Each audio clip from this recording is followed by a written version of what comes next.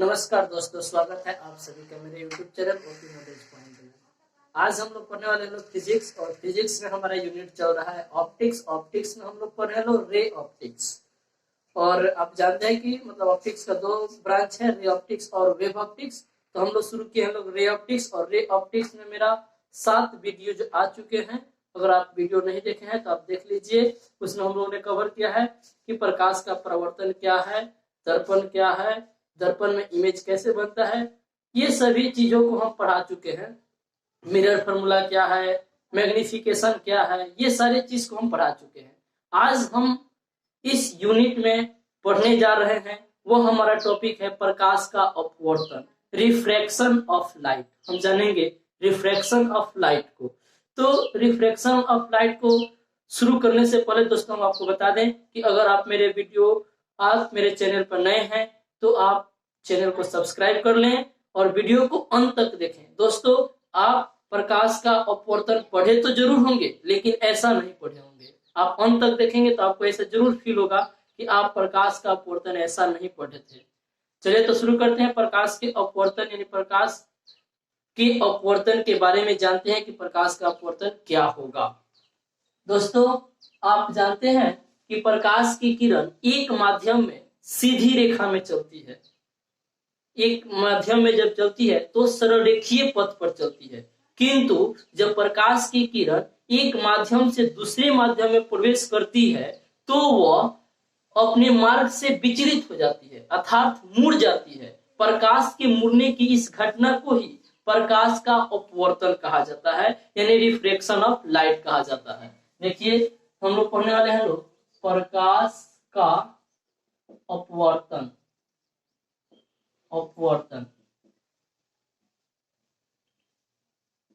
Refraction of light जानेंगे ये refraction of light क्या है।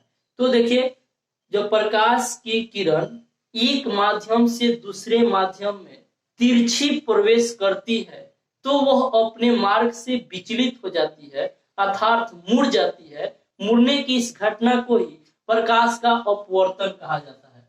जैसे देखिए, प्रकाश की किरण ये माध्यम 1 है, मीडियम 1 माध्यम 1 है, और यह माध्यम 2 है, और ये जो लाइन है दोनों माध्यमों को अलग करने वाली सतह है। तो जब प्रकाश की किरण एक माध्यम में चल रही है तो सीधे चल रही है, देखिए। और जब ये दोनों माध्यमों को अलग करने वाली सतह पर पहुंच जा रही है, टकरा रही है, और टकराने के बाद जैसे ही दूसरे माध्यम में प्रवेश करेगी तो यह अपने मार्ग से विचलित हो जाएगी, अर्थात मुड़ जाएगी। देखिए कैसे मुड़ेगी। हम क्या करते हैं, इस बिंदु पर एक अभिलंब खींच देते हैं, ठीक है। ये प्रकाश की किरण, अब ये प्रकाश की किरण देखिए, ये माध्यम से दूसरे माध्यम में जब प्रवेश करी है तो ये कहा कि अपने मार्ग से मुड़ जाएगी। मुड़ेगी तो दो केस हो सकता है, या तो इस अभिलंब से दूर भागेगी और नहीं तो अभिलंब की ओर मुड़ जाएगी। देखिए, ये दिखाया हम कि अभिलंब की ओर मुड़ गई। दोस्तों, ये प्रकाश की किरण इधर जा रही थी, इस दिशा में जा रही थी, लेकिन यह प्रकाश की किरण यहाँ आ गई, अर्थात अपने मार्ग से मुड़ गई। हम बोले कि दो केस हो सकता है, या तो अभिलंब की ओर मुड़ेगा नहीं तो अभिलंब से दूर भागेगा। देखिए, ऐसे भी हो सकता है, जब प्रकाश की किरण एक माध्यम से दूसरे माध्यम में प्रवेश करेगा तो ये अभिलंब से दूर भागेगा। दोस्तों, ये जा रहा था ऐसे, लेकिन चला जाएगा उधर। तो याद रखें, जब प्रकाश की किरण एक माध्यम से दूसरे माध्यम में प्रवेश करता है तो वह अपने मार्ग से विचलित हो जाता है, अर्थात मुड़ जाता है, और मुड़ने की इस घटना को ही प्रकाश का अपवर्तन कहा जाता है। जैसे आप देखिए, यहाँ पर हम चित्र में दिखाए हैं प्रकाश के अपवर्तन को। प्रकाश के अपवर्तन को हम लोग दो रूप में देख सकते हैं, यानी कि इसके दो केस हो सकते हैं। एक केस यह होता है, एक केस यह होगा कि प्रकाश की किरण एक माध्यम से दूसरे माध्यम में जाएगा तो अभिलंब की ओर मुड़ जाएगा, नहीं तो केस यह होगा कि जब प्रकाश की किरण एक माध्यम से दूसरे माध्यम में जाएगा तो अभिलंब की ओर भागेगा, अभिलंब से दूर भागेगा। और यह कब होगा, ये कब होगा, इन सभी चीज को हम लोग अभी कुछ देर बाद करेंगे। यहाँ सिर्फ आप ये देखिए, ये क्या होता है, देखिए, ये है माध्यम 1 और ये है माध्यम 2। ये माध्यम पर डिपेंड करता है कि प्रकाश के किरण अभिलंब की ओर मुड़ेगा कि अभिलंब से दूर भागेगा। और माध्यम क्या होता है दोस्तों, तो देखिए, माध्यम जो होता है आप जानते हैं, हवा, पानी, कांच, ये सब एक तरह का माध्यम है जिसमें प्रकाश ट्रेवल करता है। उसको कहा जाता है माध्यम। और जब प्रकाश, ये माध्यम जो होते हैं वह दो तरह के होते हैं। इस माध्यम को हम लोग दो भागों में बांटते हैं। एक होता है सघन माध्यम, सघन माध्यम, और एक होता है विरल माध्यम, विरल माध्यम। सघन माध्यम यानी इसको वह माध्यम जिसमें माध्यम के कण जो होंगे काफी घने घने होंगे, और विरल माध्यम वैसे माध्यम जिसमें माध्यम के कण जो होंगे वह काफी अलग अलग होंगे। इस आधार पर कह सकते हैं, या इन दोनों का डिफिनेशन हम लोग कंपेयर कर कर दे सकते हैं। कह सकते हैं जिस माध्यम में प्रकाश की चाल अधिक होती है, अपेक्षाकृत माने कंपेयर किया जाएगा, अपेक्षाकृत अधिक होती है उसे विरल माध्यम कहते हैं। इसमें प्रकाश की चाल जो होती है, विरल माध्यम में प्रकाश की चाल अधिक होती है, और सघन माध्यम में प्रकाश की चाल कम होती है।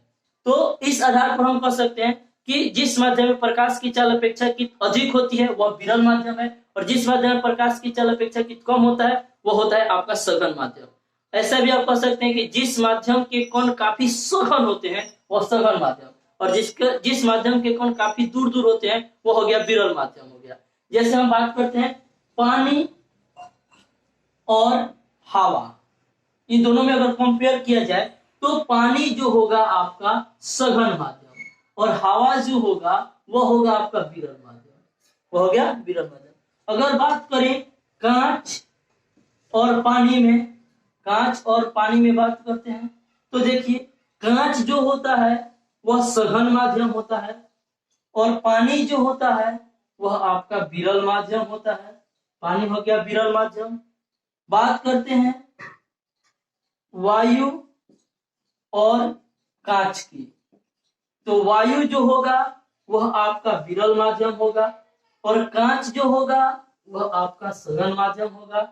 तो इस तरह से माध्यम जो होता है कंपेयर करके निकाला जाता है। हमेशा दो माध्यमों के बीच कंपेयर करते हैं, उसमें से एक को सघन कहा जाता है, एक को विरल कहा जाता है। सघन वो होगा जिसमें प्रकाश की चाल कम होगी, विरल वो होगा जिसमें प्रकाश की चाल अधिक होगी। और देखिए यहाँ पर हम दो केस जो बता रहे थे वह इसी चीज से निकलेगा। जब प्रकाश की किरण सघन से विरल की ओर प्रवेश करेगी, सघन माध्यम में थी और विरल की ओर प्रवेश करेगी तो वह अविलंब से दूर भागेगी। अगर यह सघन माध्यम है और सघन माध्यम से विरल माध्यम में प्रवेश कर रही होगी, विरल माध्यम में, तो अविलंब से दूर भागेगी। और जब प्रकाश की किरण विरल माध्यम से सघन माध्यम में प्रवेश करेगी तो वह अविलंब की ओर मुड़ जाएगी। विरल माध्यम से सघन माध्यम प्रवेश करेगी तो अविलंब की ओर मुड़ जाएगी। तो आपको बताएं कि यह दो केस हो सकता है, या तो वह अविलंब की ओर मुड़ सकता है, नहीं तो अविलंब से दूर भाग सकता है। दोस्तों तो आप ये समझे कि प्रकाश की किरण एक माध्यम से दूसरे माध्यम में जाएगी तो वह अपने मार्ग से विचलित हो जाएगी अर्थात मुड़ जाएगी, और मुड़ने की इस घटना को ही हम कहते हैं प्रकाश का अपवर्तन। और प्रकाश की किरण दो तरह से मुड़ सकती है, या तो वह अविलंब से दूर भाग सकती है या अविलंब की ओर मुड़ सकती है। ये डिपेंड करता है माध्यम पर कि वह किस माध्यम से किस माध्यम में प्रवेश कर रही है। अगर सघन से विरल में प्रवेश कर रही होगी तो अविलंब से दूर भागेगी, और अगर विरल से सघन में प्रवेश कर रही होगी तो अविलंब की ओर मुड़ेगी। आप ये समझ गए। अब दोस्तों आपके सामने एक पॉइंट आता है कि आखिर प्रकाश की किरण जब एक माध्यम से दूसरे माध्यम में प्रवेश करता है तो मुड़ जाता है, क्यों? सोचिए जरा कि जब प्रकाश की किरण एक माध्यम से दूसरे माध्यम में प्रवेश करता है तो वह मुड़ जाता है, ऐसा क्यों होता है? तो इसका मुख्य कारण है कि भिन्न भिन्न माध्यमों में प्रकाश की चाल अलग अलग होती है। अलग अलग माध्यम में प्रकाश की चाल अलग अलग होने के कारण ही प्रकाश की किरण जब एक माध्यम से दूसरे माध्यम में तिरछी प्रवेश करती है तो अपने मार्ग से विचलित हो जाती है अर्थात मुड़ जाती है, और ये घटना ही कहलाता है आपका प्रकाश का अपवर्तन। दोस्तों तो आप समझ गए होंगे प्रकाश का अपवर्तन क्या है। चलिए इस पर और डिस्क्राइब करते हैं। ये जो किरण आ रही है इस किरण को कहा जाता है आपतित किरण। आपतित किरण जिस बिंदु पर टकराया है उस बिंदु को कहा जाता है आपतन बिंदु। आपतन बिंदु दूसरे माध्यम में जो किरण प्रवेश किया है उसको अपवर्तित किरण, अपवर्तित किरण कहा जाता है। और यहाँ पर जो हम 90 डिग्री एक लाइन खींचे हैं इसको कहा जाता है अभिलंब, अभिलंब, इसको कहते हैं लोग अभिलंब। ये कुछ इंपॉर्टेंट पॉइंट है जो प्रकाश के अपवर्तन से जुड़े हुए हैं, इन सारी चीज को नोट कर लीजिए। इसके बाद हम देखेंगे कि प्रकाश के अपवर्तन के कारण कौन कौन सी घटनाएं घटती है। दोस्तों स्क्रीनशॉट ले लीजिए। चलिए तो आगे देखते हैं प्रकाश के अपवर्तन के कारण कौन कौन सी घटनाएं घटती है। इसमें जानेंगे लोग हम लोग। देखिए आपने देखा होगा कि कांच में रखा हुआ नींबू, कांच में रखा हुआ नींबू अपने वास्तविक आकार से बड़ा दिखाई देता है। आप कभी मार्केट में गए होंगे गर्मियों के दिनों में तो देखेंगे कि कांच की जार होती है और उस कांच की जार में थोड़ी सी पानी रखी रहती है और उस पानी में नींबू रखा रहता है, तो वह नींबू अपने वास्तविक आकार से बड़ा बड़ा दिखाई देता है और जैसे ही उसमें से नींबू निकलता है तो वह छोटा दिखाई देता है। ऐसा क्यों होता है? प्रकाश के अपवर्तन के कारण। प्रकाश के अपवर्तन के कारण घटने वाली घटनाएं कौन कौन सी है? चलिए नोट करिए, लिखिए। एक नंबर, कांच के जार में रखी हुई नींबू अपने वास्तविक आकार से बड़ा दिखाई देता है।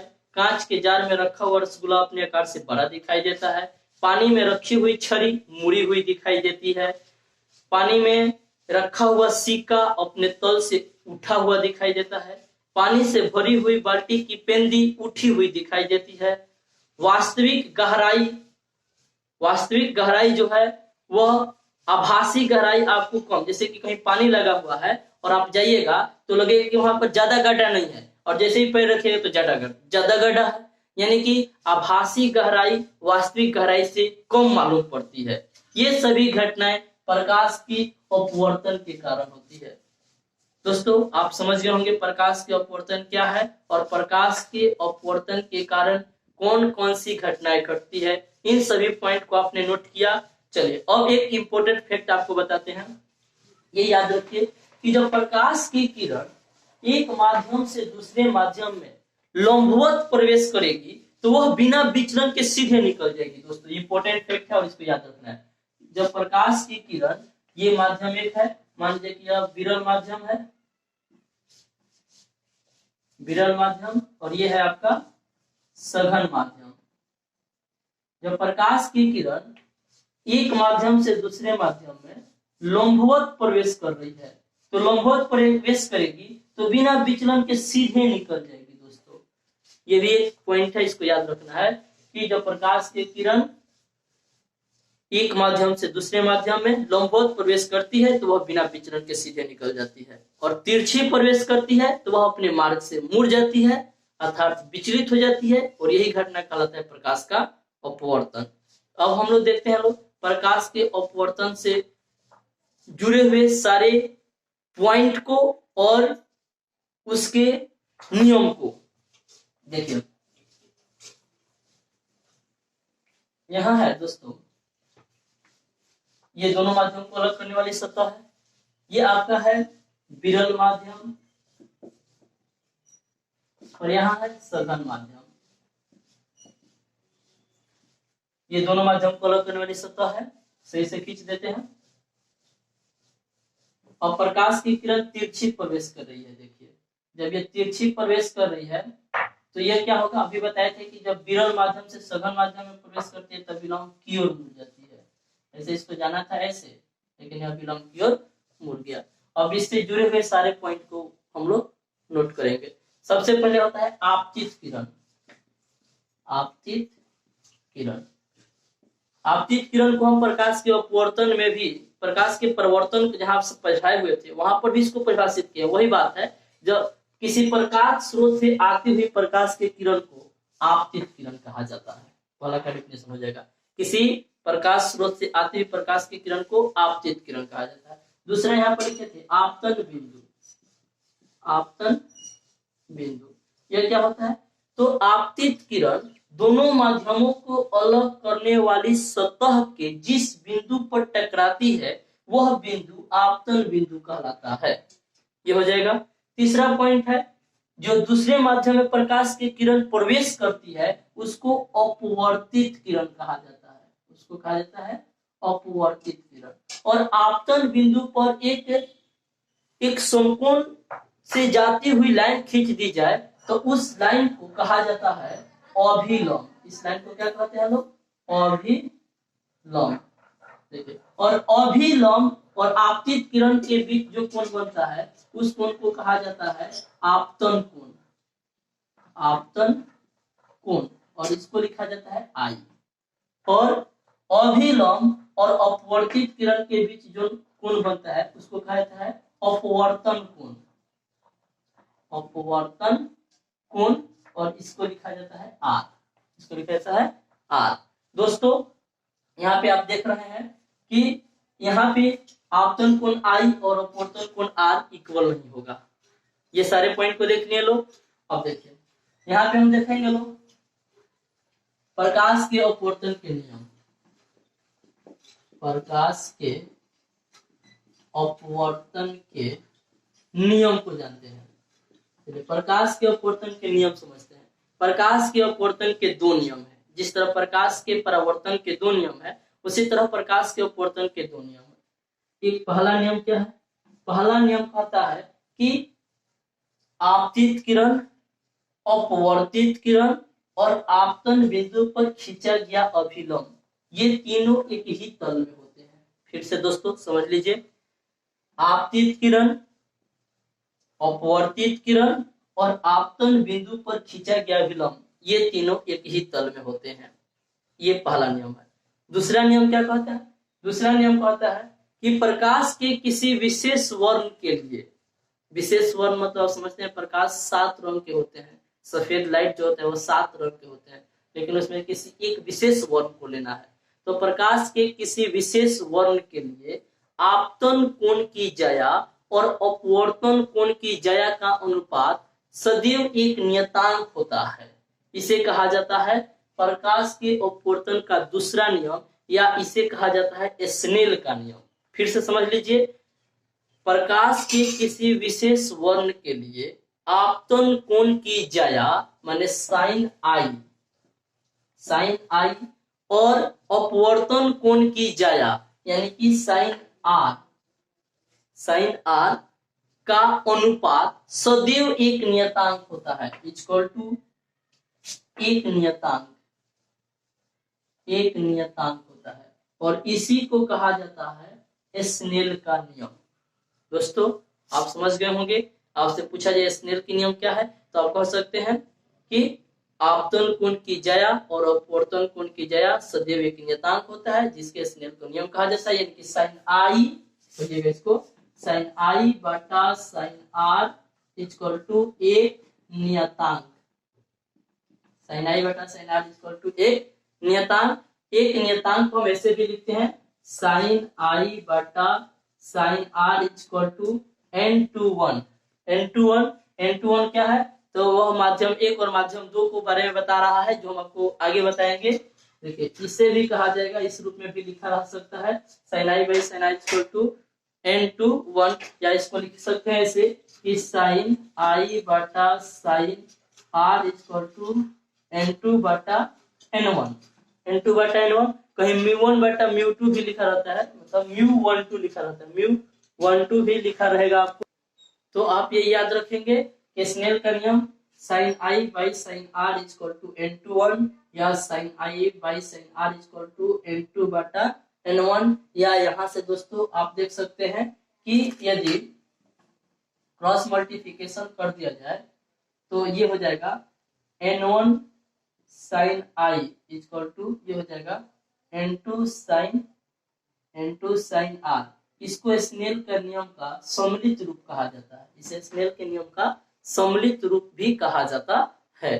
तो आपने समझा प्रकाश का अपवर्तन क्या है, माध्यम क्या है, सघन माध्यम क्या है, विरल माध्यम क्या है। फिर आपने जाना कि प्रकाश के अपवर्तन के नियम क्या है, और ये भी जाना कि प्रकाश के अपवर्तन के कारण घटने वाली घटनाएं क्या क्या है। दोस्तों, तो इन सभी पॉइंटों को हम लोगों ने कवर किया।